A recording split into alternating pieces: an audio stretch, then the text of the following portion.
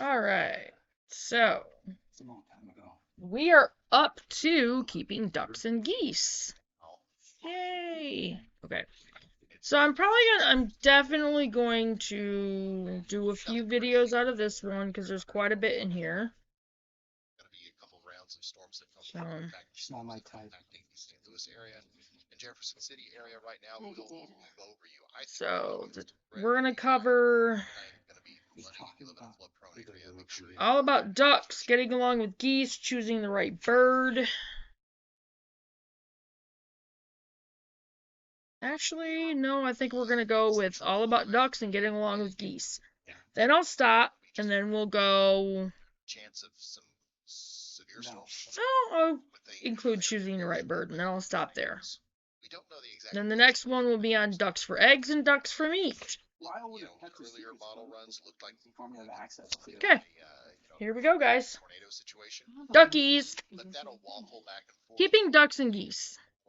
Keeping ducks and geese is a relatively simple proposition. They prefer to forage for much of their own food in meadows and woodlands, and they require little in the way of housing.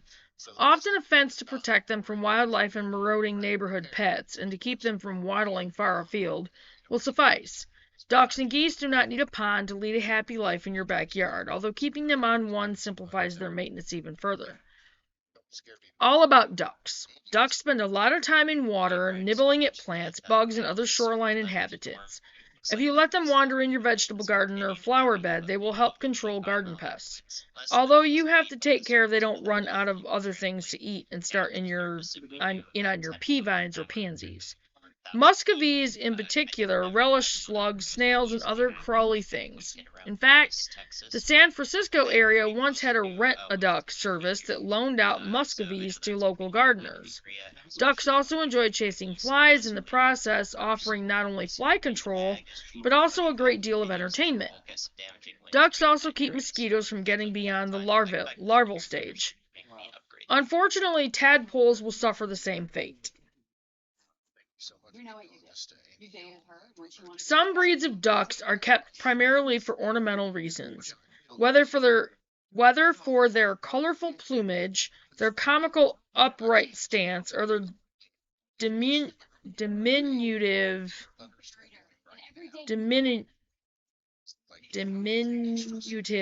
profile. Blah, blah.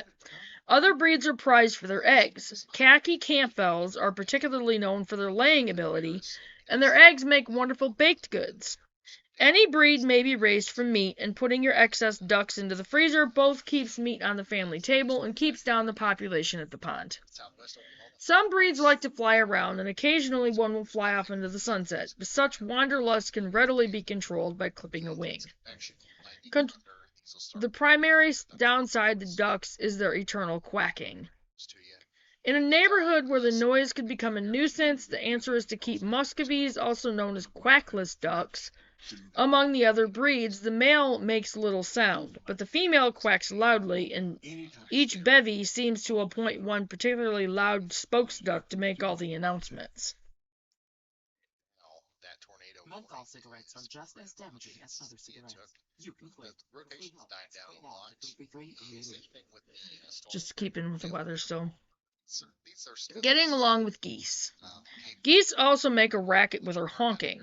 Unusually, they holler only with good reason, but a less observant human might not detect the reason. For instance, the cat or weasel the geese have spotted slinking along the fence line.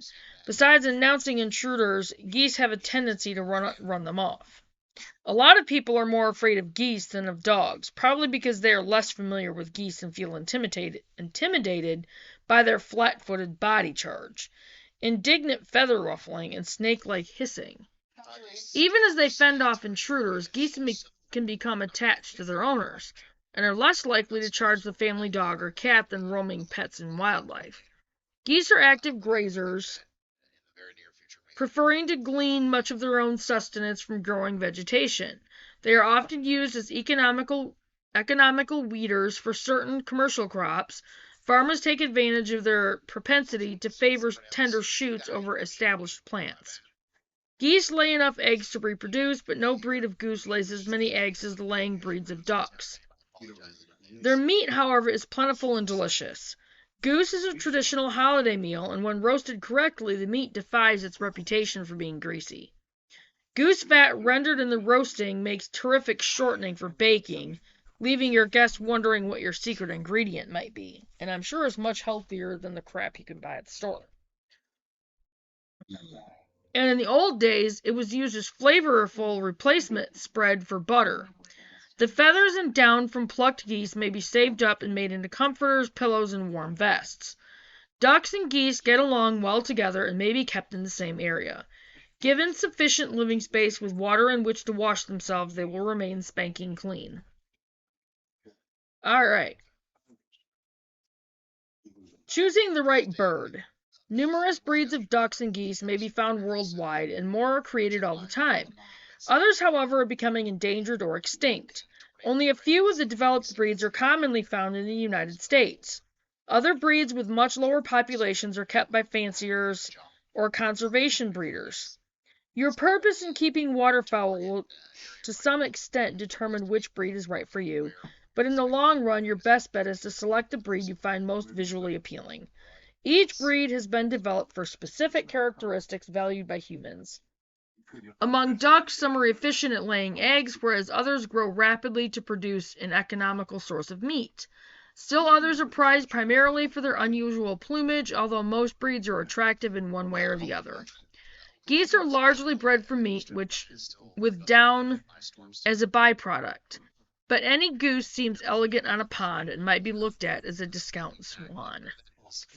All right, waterfowl names. Talking about waterfowl can get a bit confusing.